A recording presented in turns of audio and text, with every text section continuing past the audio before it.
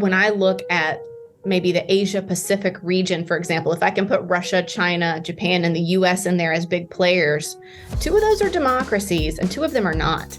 So I actually think it's more useful for us to start saying, what kind of constraints are there on an aging state? Because they're very different under a democracy than under a non-democracy. And we have to realize that population aging or depopulation is not going to look the same in every country that's experiencing that trend.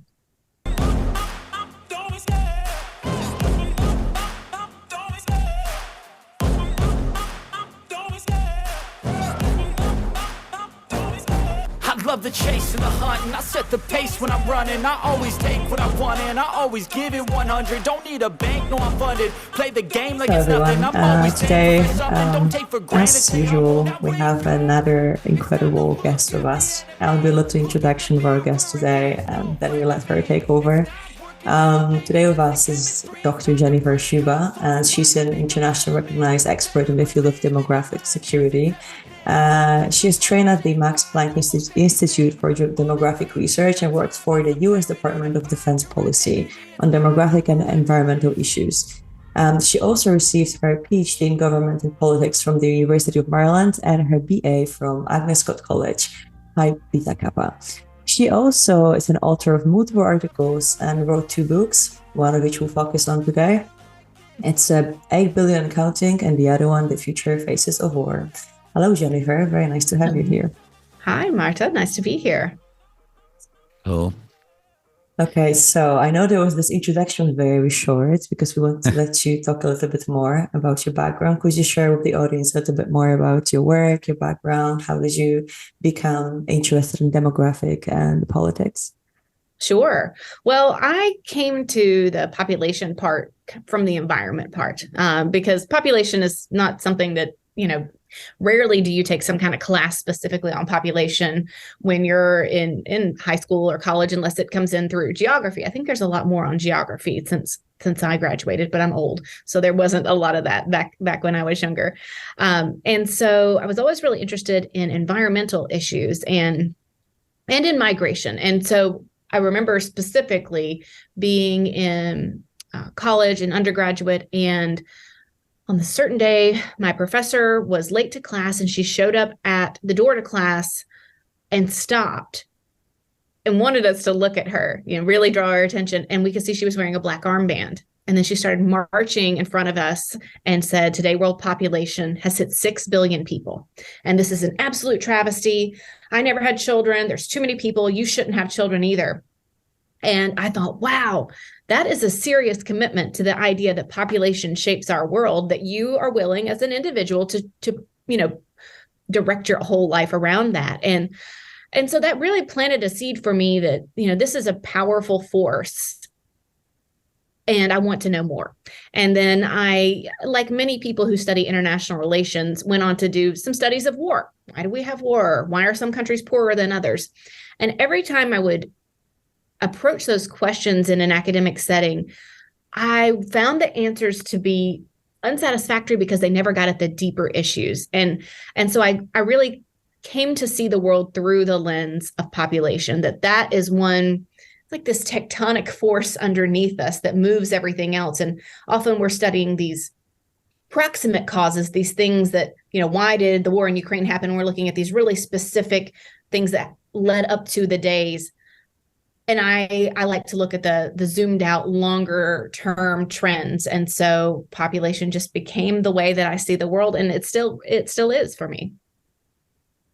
Is demographics more a predictive tool or more an analysis tool?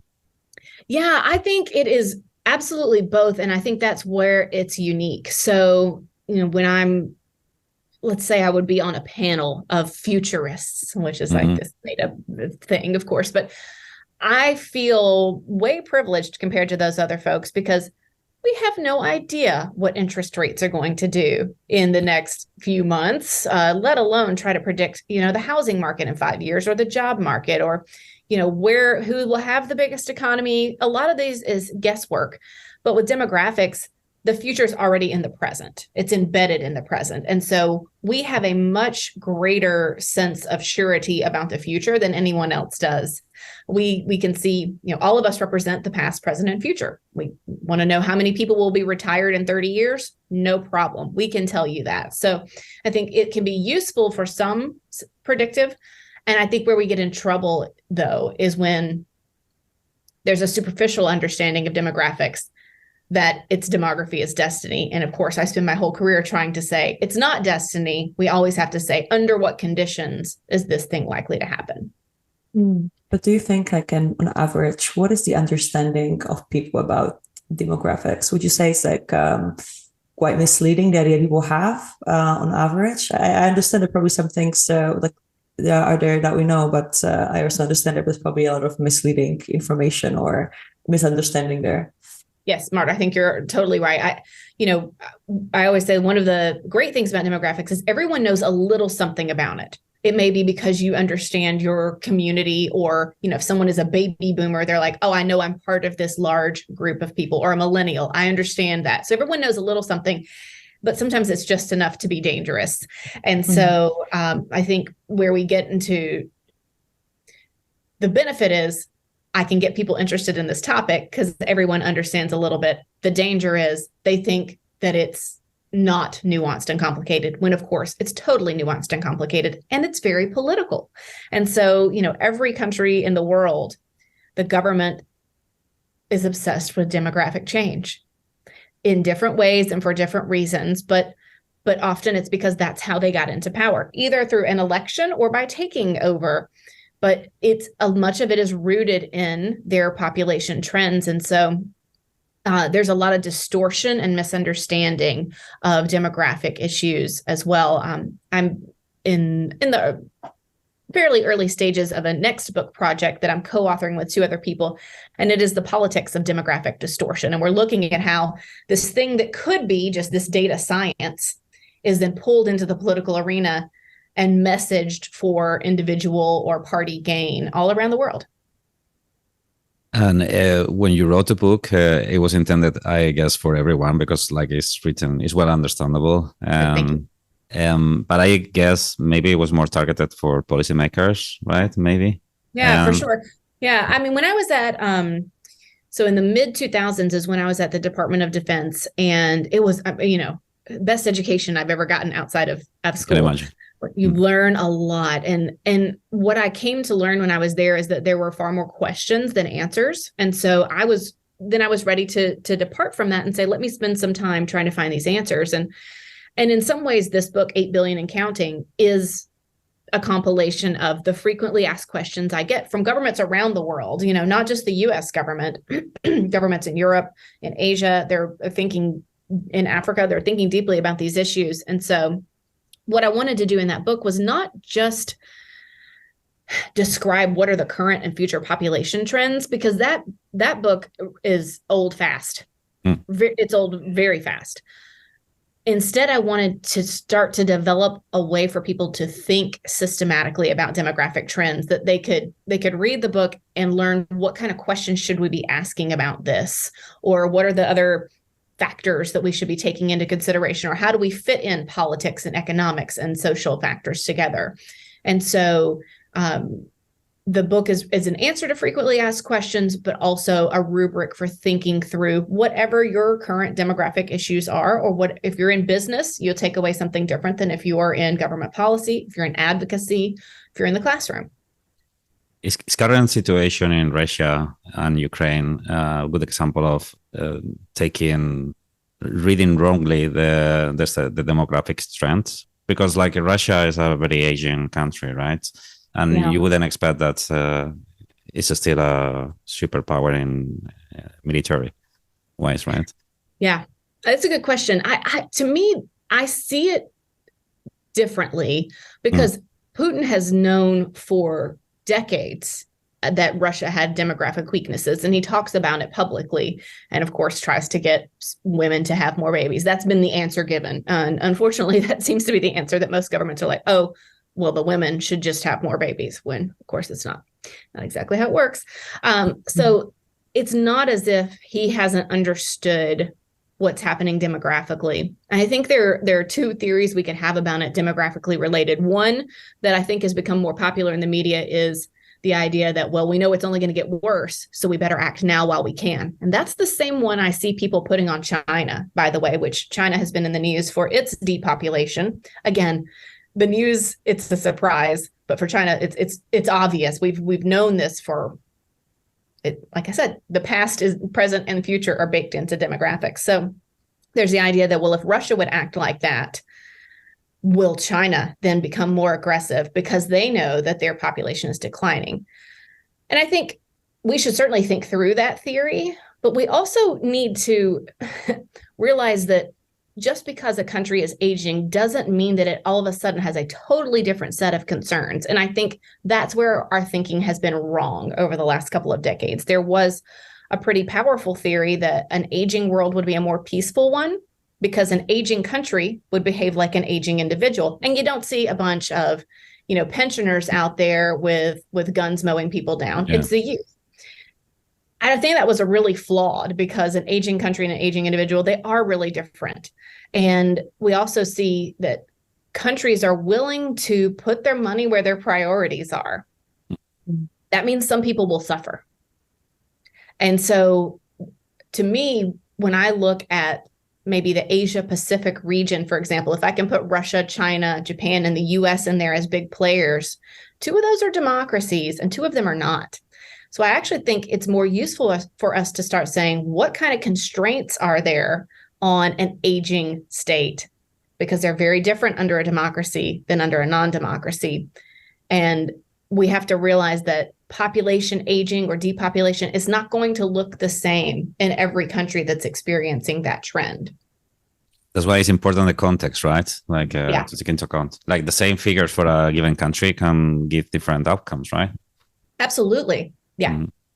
Yeah. Recently, I think it's what country I see a lot of in the papers is Japan, which I think the fertility rate was quite low for a while. I think now it seems like it reached a level when media and the rest of the world got interested. And I think obviously culturally it's very different from, for example, Russia or some Western countries. So I guess it has to be dealt with differently. You said one thing, that a lot of countries, governments actually encourage women to have more children, but we all know that everything is getting expensive. That is not the only solution. Would you say, from your experience, what would be sort of better solutions? Yeah, and it is really hard. If anybody had it figured out, then we would see different trends out there. So, we don't have it figured out. The closest we would come would be, some of the Scandinavian countries, but they still have below replacement fertility. So I've talked to gender equality advocates who say, when I try to tell policymakers around the world that we need more sharing of duties at home and more, empowering women and making it easier for them to reconcile work and family, and I point to Scandinavia, they say, yeah, but they still have below replacement level fertility, below the level needed to replace who's already born.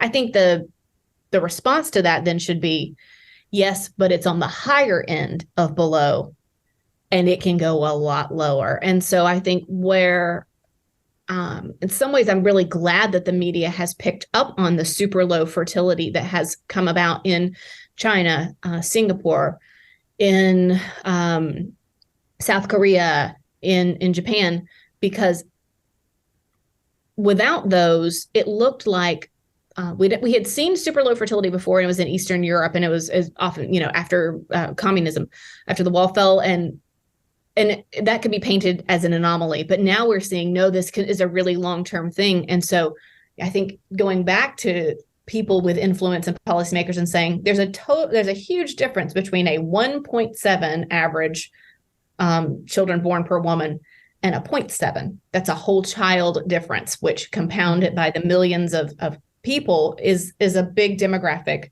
shift.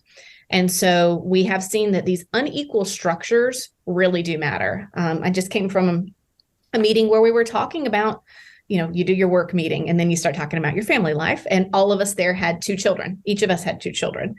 And, in this Washington, D.C. area, there are structures in place that permit both parents to work. There are preschools that are available. There are extended hours for daycares. School activities follow your school day rather than being, much later, where in the area of the country where I live, those things do not exist. And so it is an absolute scramble to try to work and parent children. And that's just a tip of the iceberg, of course, when we talk about structures, but that plus the costs that you mentioned, plus these even the relationships between parents at home, they lead some people to say, we just like to opt out of this. We don't want to do it at all.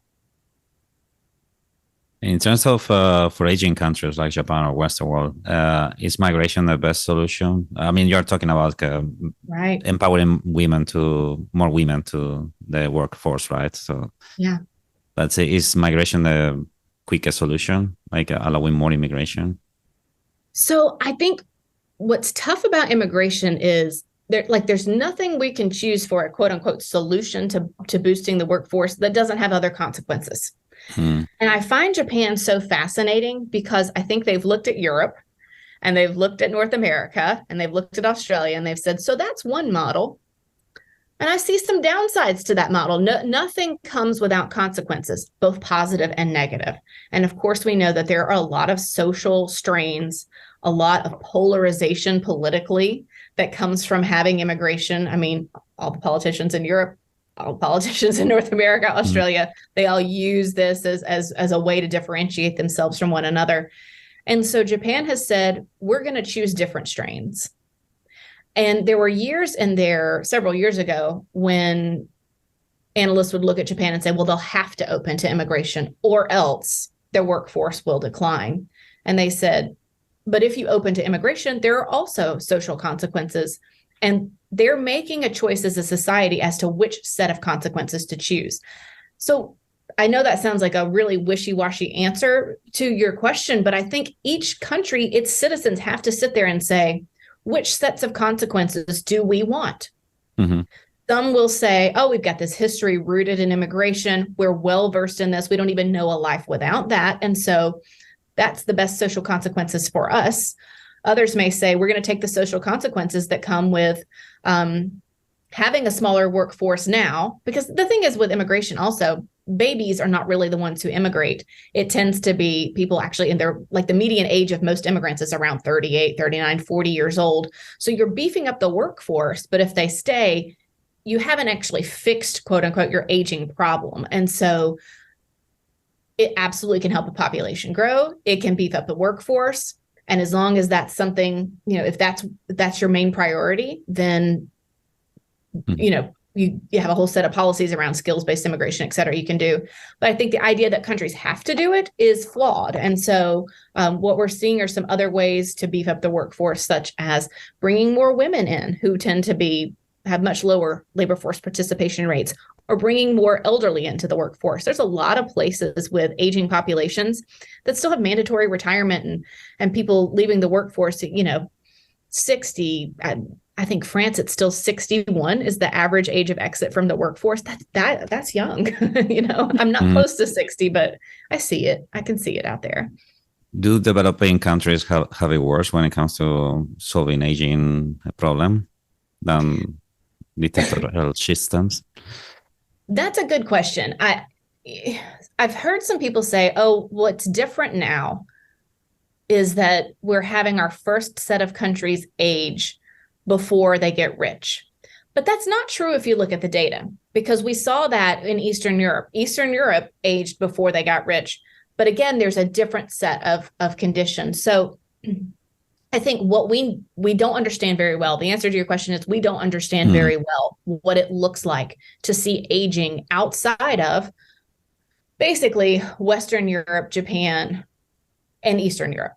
That's it. We don't know. So that means we get to speculate as much as we want when we don't know these things. So I think we need to do a lot more research on the scholarship side to say, how does it look different in those different contexts? Because in some ways there could be some advantages. A lot of those social structures are not put into place. For example, a country that is less developed, may not have a generous welfare state in place. And that may mean that they actually fare better from aging on the government level because they haven't made all of these financial promises that they'll have to make good on.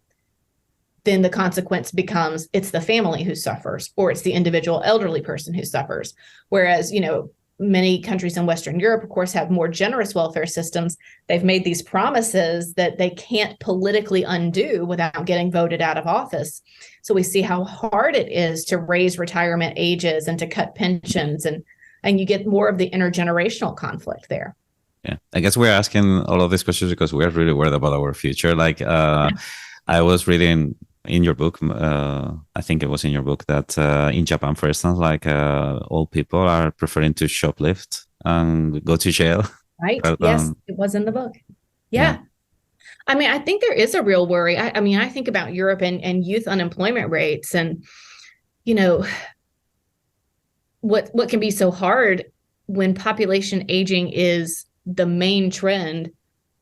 What if it's, we would say sucks all the air out of the debate, and people forget that, you might have youth unemployment that can reach 40% sometimes, or housing costs. Marta, you mentioned the cost is really different for younger generations now. And I can, of course, speak best to the United States, but there was a report that came out recently, and I put this in, I also have a newsletter on Substack called A World of 8 Billion. And I put this in, I think it was last week or the week before, about how many years it takes to save for a down payment to buy a house now. And it was much easier years ago. And this is an issue you'd see around the world. I did field work in Singapore in 2009. So at this point, that's a long time ago. And the youth were saying, we can't get out of our parents' houses. So obviously we're not getting, it's like hard to date when you can't get out of your parents' house and it's a small house. So of course we're not getting married and having children. We're stuck. And I think we have to ask more questions about what does intergenerational equity look like in an aging population. Very true. Yeah, now if somebody, I'm from Poland, so I have other Polish friends, and right now, we don't earn euros, we have our own currency, and because of recession, of course, our currency is worth less and less. And I remember, even our parents, they could sort of afford a place. Right now, if you maybe inherit a place somehow, then you're lucky. But if not, then you have to get a massive loan, and it's just impossible to get out of. So it's just impossible. One thing that you mentioned also, it's quite interesting because whenever I see about, I always hear about overpopulation, and then I hear the climate crisis in the same sentence. But of course, as we discussed right now, the fertility rate in most of the countries is actually lower than before. So what's actually going on with people using overpopulation as the argument? Yeah, I think a few things are going on with it. One, I noticed that there is a generational difference in how we think about population. And after I wrote the book and I was going around, doing things like this and trying to share, I counted for the first time how many countries there were at the time the population bomb was written. And so some of, you may know the population bomb was written by Paul Ehrlich in 1968. And this was really the start or middle of that first wave of the environmental movement that went around the world. And there was a lot of emphasis on overpopulation. And this book and all the other books like it, and at that time was saying that, the earth can't handle this many people. Look how high fertility is. So I counted, and out of the 200 and something plus countries we have today, 127 of those had high fertility where women had at least 5 children on average. 127. When I learned about population the day that my professor came into class with the black armband was in 1999, and there were 38 countries. So that's a big difference from 127 to 38, but still 38, we know population grows exponentially. And so, that's a significant number, but now there are 8. There were only 8. So we have the data have changed, but unless you're somebody like me who's sitting here looking at these numbers all day, how on earth would you really know how much it changed? Yeah, you read about Japan. Yeah, you read about China, but to see in the starkness from 127 to 8. So I think there are the people who are currently in power were educated under a time when there was this unending population growth and there were quote unquote too many people. They are the teachers of the youth. So students would come into my classroom day one and they'd say, the world is overpopulated. And I think, well, who wrote their textbooks? Well, that's who wrote their textbooks. And so I think there's, on the one hand, we have to undo some of that to say, actually, 2 out of every 3 humans live somewhere with below replacement fertility. So it has changed. But on the other hand, those 8 countries are big and they are driving world population trends. And so where we run into trouble is you have to hold 2 things to be true in your head at once. And we're not really good at that. And the media is not good at that. You want to simplify your message as much as possible. So I got to pick a side. I got to either say, don't worry about overpopulation. You need to think about a less full future. Or I have to say there's too many people. Rarely do you have enough time to say both are true. But in reality, both are true. So, Nigeria is one of those 8 countries where women have 5 or more children on average. They will be the 3rd most populous country between now and mid-century, displacing the United States. We know that there's a handful of countries that drive global growth. And so they will continue to have a lot of the problems with development, poverty, and conflict that we have seen in the past. And so do you have enough time and attention for both of those things? You mentioned like the Nigeria, that is one of the youngest populations in the world. I mean, from a geopolitical perspective in the future, how can that play out? There's a simple That's a answer. great question. I think, where population runs into a wall in terms of explanatory power is, for the same reason I said that 2 aging countries may have very different outcomes.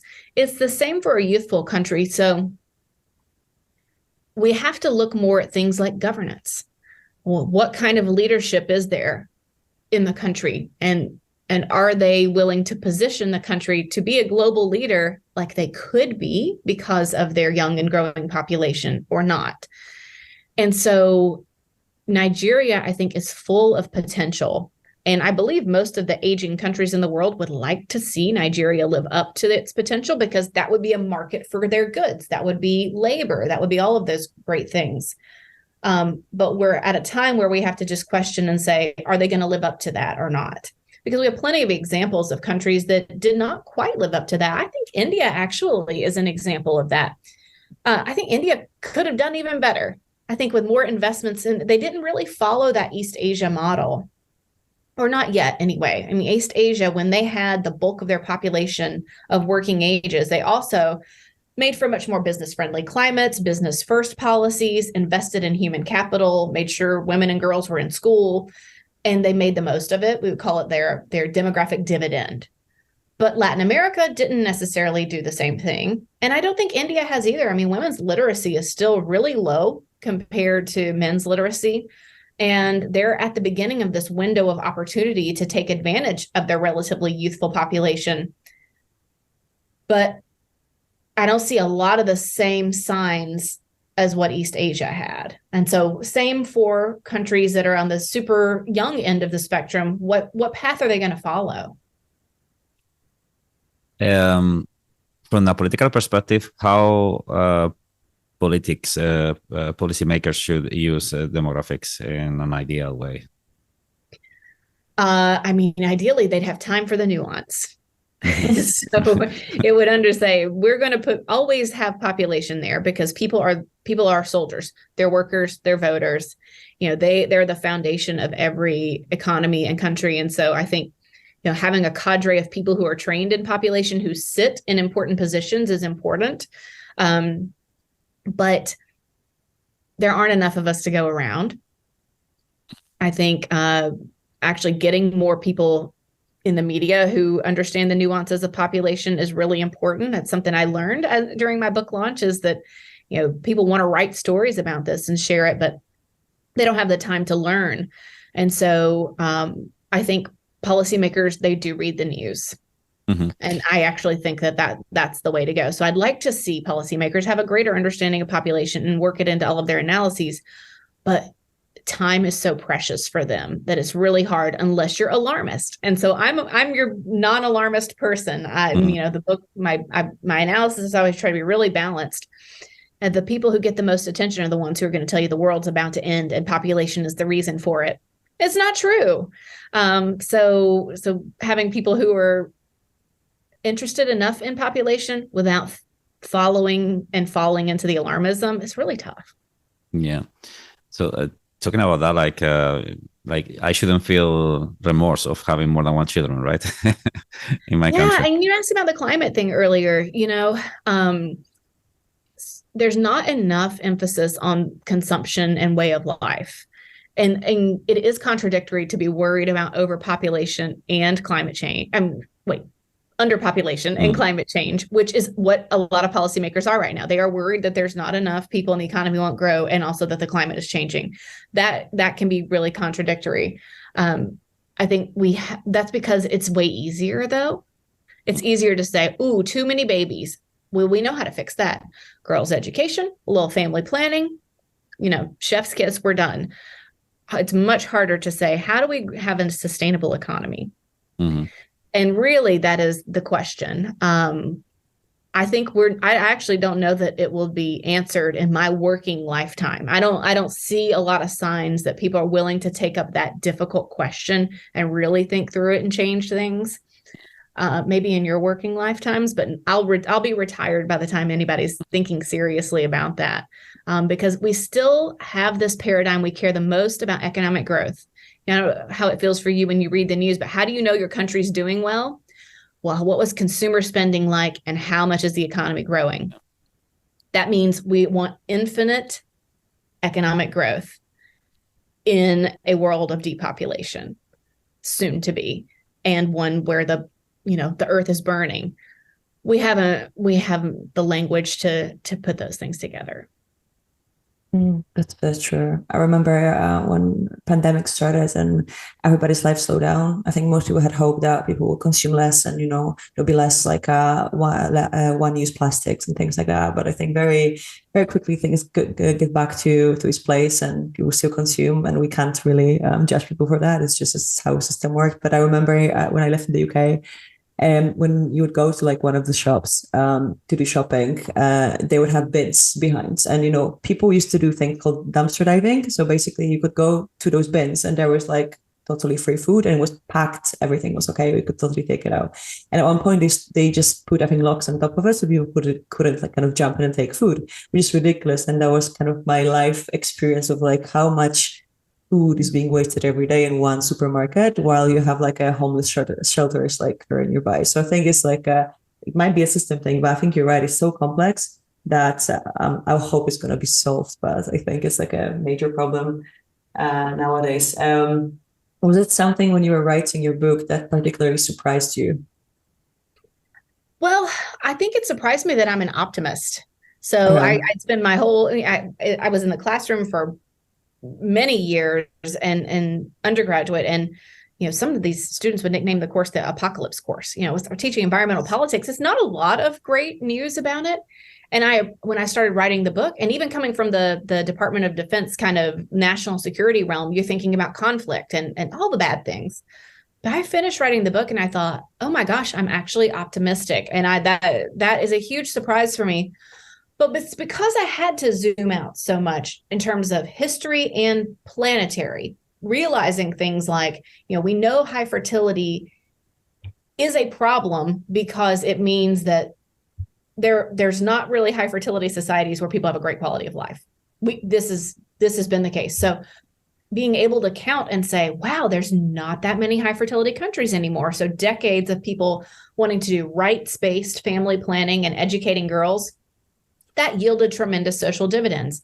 You take a step back, there's a chapter in the book about disease and death because, population is three things, as my subtitle says. It's sex, death, and migration. It's fertility, mortality, and migration.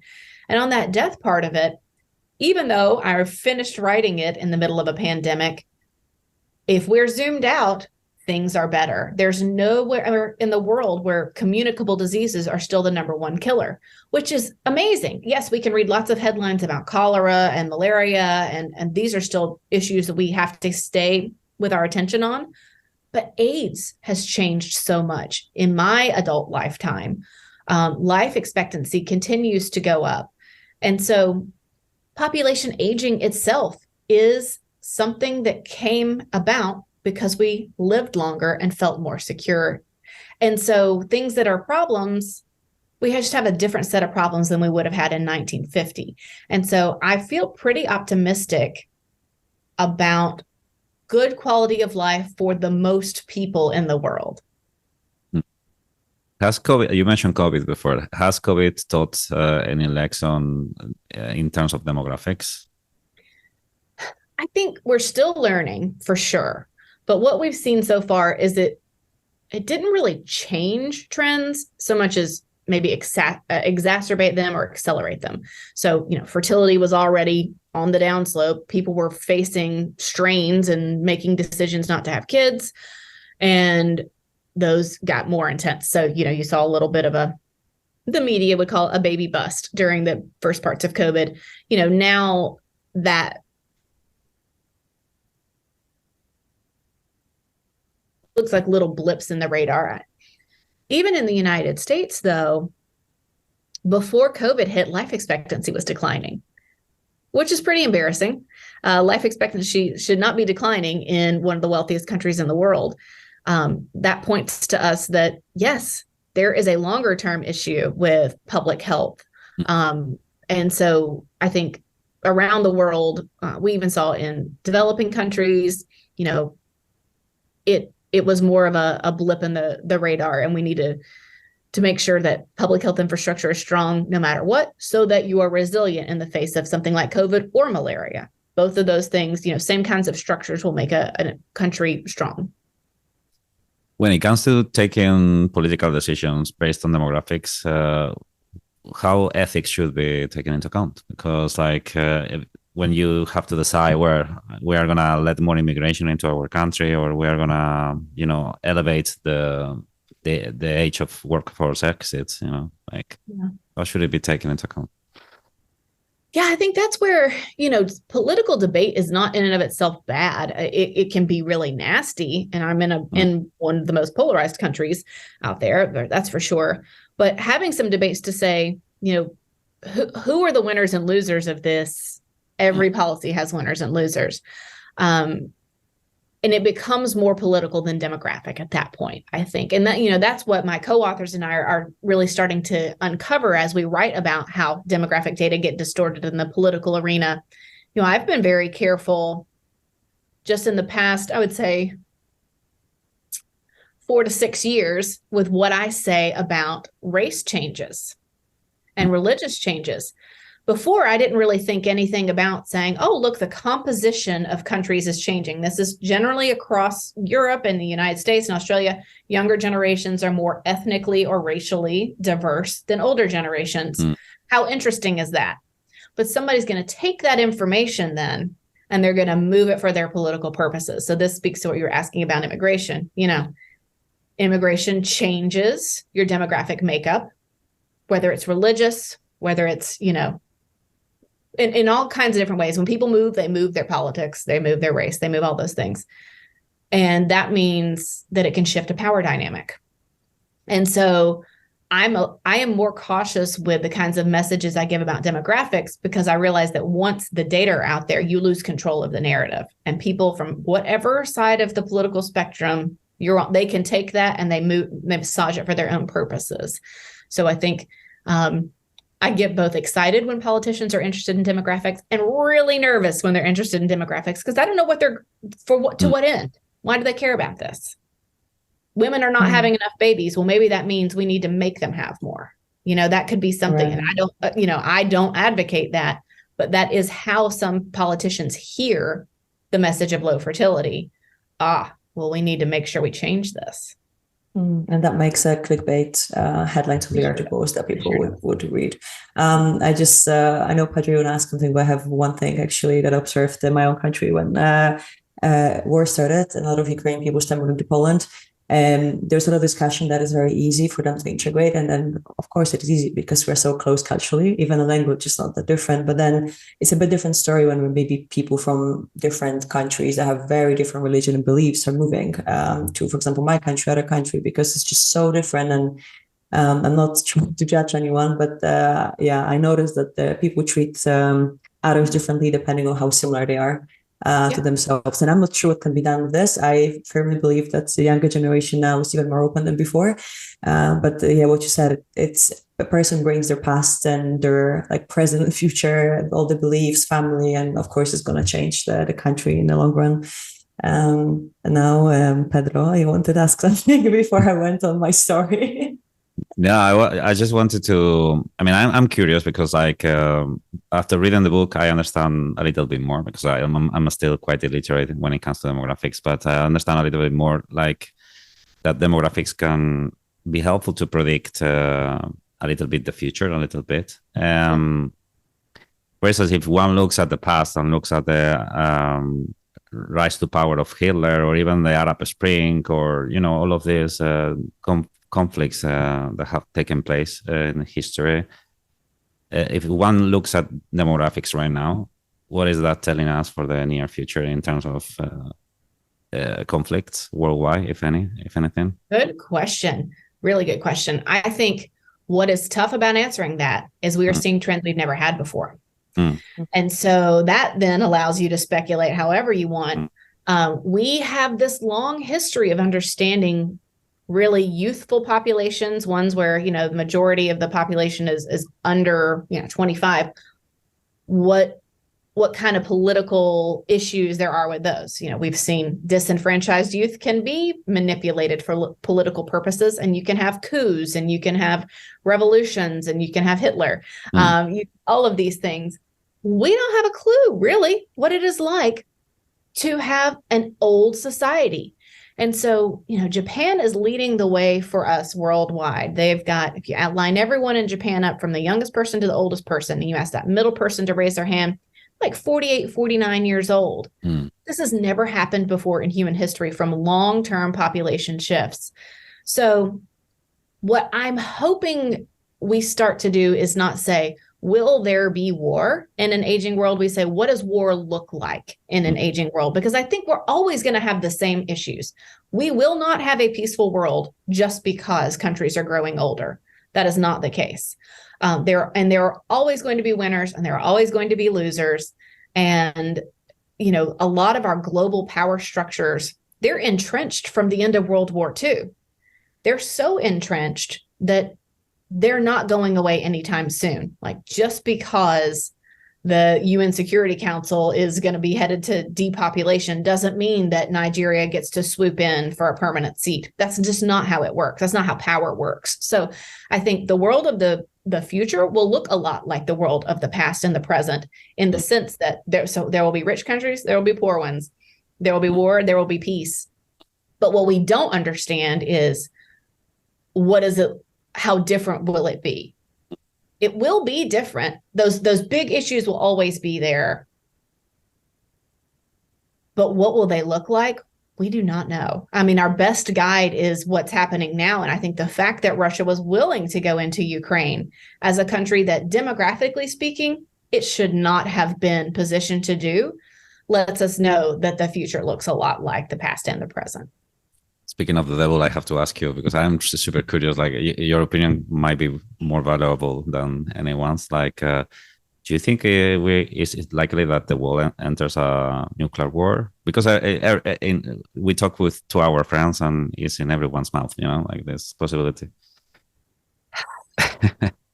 I like to believe that those power structures I mentioned, that are entrenched, are so strong that nuclear war is unfathomable, because it breaks this agreement, this taboo. And I want to continue to believe that will be the case. Hopefully, yeah. Mm-hmm. Yeah. A little wishful thinking probably, but it's pretty amazing we've made it this long without anybody dropping a bomb again. That's something to celebrate.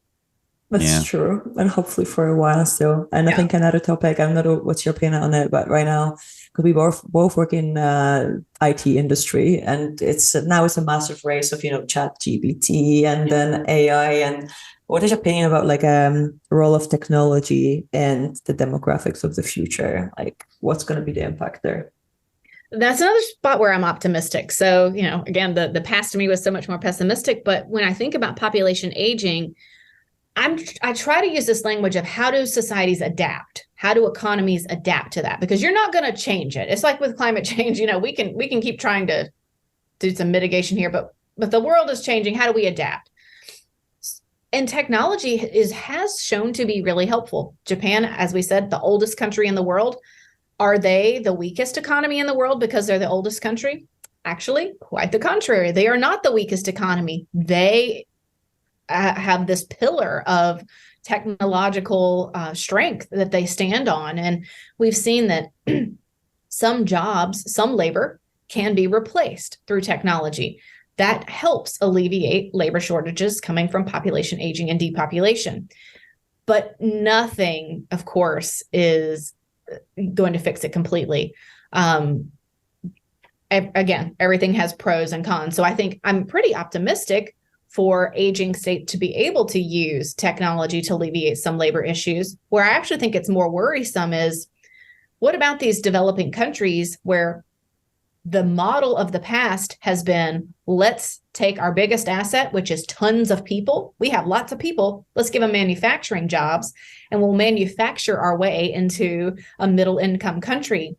Well, now that's a much harder model to follow. And I don't know that, maybe you can answer this. What is there to replace that if that no longer exists? And yet there are still a significant number of countries that have tons of young people who would like to get jobs. And what happens if they don't get them, Yeah, I think that's the tricky. We talked today about, I think during lunch, that it's a little bit, it seems like a recipe for a disaster when there's a bunch of young people without anything to do. Yeah. And yeah, we also were worried about our job, but let's see how it plays out, especially in the countries that are a bit younger than like countries that we live in as well. I'm actually curious for Pedro as well, like, because you have a super interesting job and you worked in a bunch of places. Could you tell us a little bit more how your day-to-day work look like, or like what, you don't have to go into any specifics because of like NDAs and different reasons, but like more or less. Well, I'm right now doing something that would not be probably as interesting to most people, which is just writing more books. So I've taken this year to start another project, another book project, the one that I'm co-authoring, and then one that I'll be authoring as an individual that kind of looks at U.S. history through a population lens. So how would we look, how would we tell the story of the country where I am differently through a population lens, which then I hope speaks to every country, because I'm talking about building the nation through its people, who's included, who's excluded, who do we want more of, who do we want less of, and like the government gets involved in that, and everywhere and all throughout history. So I spend a lot of my time doing that kind of a thing. But then also I'm at the Wilson Center in Washington, D.C., which is it's a living memorial to the former President Woodrow Wilson. And it's basically like a think tank. So where they're involved in the policy sphere just to try to have more sensible policies, more peaceful world. And so it's a great place to connect with other people who are thinking deeply about these issues and around the world. And it's a center, it's an international center for scholars is what it's called, the Woodrow Wilson International Center for Scholars. And so it's nice to be able to help governments around the world set their agendas. What should you be paying more attention to? Of course, I talk about population, but there are other people here who talk about nuclear weapons or environment and so on. And set those agendas and try to solve those tough problems is very fun and rewarding and sad sometimes. I have another question. Like in the latest decades, like the life expectancy has increased 2.5 years per decade. Mm-hmm. The trend seems to be going upwards. Like I know it's a very difficult question to answer, but do you think, is there a biological limit there? I think so. And boy, are there people out there selling books right now saying there's no limit. It's kind of like back to the alarmism. And I'm like, how can you? So the limit for humans was set in 1997. And it hasn't gone up since 1997, but exponentially we're better in terms of our technology. To me, that like you just need that sentence right there. And that undermines a lot of so I think the idea that we're going to live to in any time soon 150 is preposterous, because we haven't seen it go up since 1997. What I think we're, and so if these authors were being more genuine, the message, but then they wouldn't sell as many books. The message they would be giving is, how can we help humanity live longer, healthier lives up to that limit that we know exists, or even 80? And I think that's the real challenge. I want to see more in that, because if we're going to have this aging world, and if French men and women are going to leave the workforce at 61 years old, there are many decades after that before many of them will die. Are they going to live those in good health or bad health? And I think what we want to do as societies around the world using our technology is help us live longer, healthier lives. Because, everybody's sick at the end. The most expensive year of life is the last one. It's the one with the most medical interventions. There's not really any way around that, at least not ethically. So how do we just move the needle so that, I could still hike a mountain at 65 years old, or work in a factory if I wanted to. And there's so much more that needs to be done in that. Mm-hmm. In an Asian nation, can the current consumption model change in the next years? It does change, and you can't help for it to change. I think there's a lot more that we need to understand about how does it change specifically. And, there are companies out there who, of course, are going to benefit tremendously when a population ages. And the clickbait on Japan is always, they sell more adult diapers than children's diapers. Hey, if you're in adult diaper manufacturing, you'll love this, right? If you're in the long-term care industry, if you manufacture replacement knees and hips, this is great for you. So there are winners in this economy, but it's all those conversations are taking place under the paradigm of unending economic growth. And so just because the conversation is shifting to say, how can we make money off in an aging economy? You're still saying, how can that economy still grow? And that kind of brings us full circle back to this idea that we have not been creative in reimagining economics, politics, social relations in a less full world. It just hasn't happened. Get it. So I'm going to ask the last doomsday question, because I've been reading many books lately that talk about the bad shape of democracy around the world. I just wanted to ask if there is any cue from demographics perspective that is indicated that that is true, that democracy is in bad shape in actual terms. Yeah, that's a great question. So for years, we thought that there would be a relationship between an older age structure and democracy, a positive relationship, but I think that was because all the old countries were democracies. I think it was an accident of the data. And what we see now is, out of the 60 some plus countries that have a median age of 35 or higher, I think there's some 18 are non-democracies. In the year 2000, there were 3 non-democracies. That's really different. So I think we don't have causal relationships that we can feel good about that an older age structure means more democracy. And I think it is really worrying that globally democratic trends, not demographic trends, are we see some backsliding. We don't see, we see a lot more authoritarianism. And so that's why I want to prompt us to think, what does an aging non-democracy look like? And how is that really different from an aging democracy with a strong welfare state? Because it's really two different settings. If you were to say, it doesn't have to be a lot, but maybe like a few points that people should take away from this conversation in terms of the knowledge about demographics, what would that be? It would be to understand that demography is not destiny. The same demographic trend, whether it's youthful age structure, whether it's migration or low fertility, they look different in different settings. And so I think no matter what question you're out there studying or caring about in your work, you have to include population because people are the foundation of everything, but you also have to realize that it's not deterministic. And it's really under what conditions does this lead to whatever outcome. And so, I hope that my book and, conversations like this help people to think more deeply about those demographic trends and the ways that they might matter. Because when we look through history through a population lens, we see it really differently, and we can learn a lot from that, which is exciting. Yeah, that's great. That was a really good answer. Is there any lesson that you learned the hard way?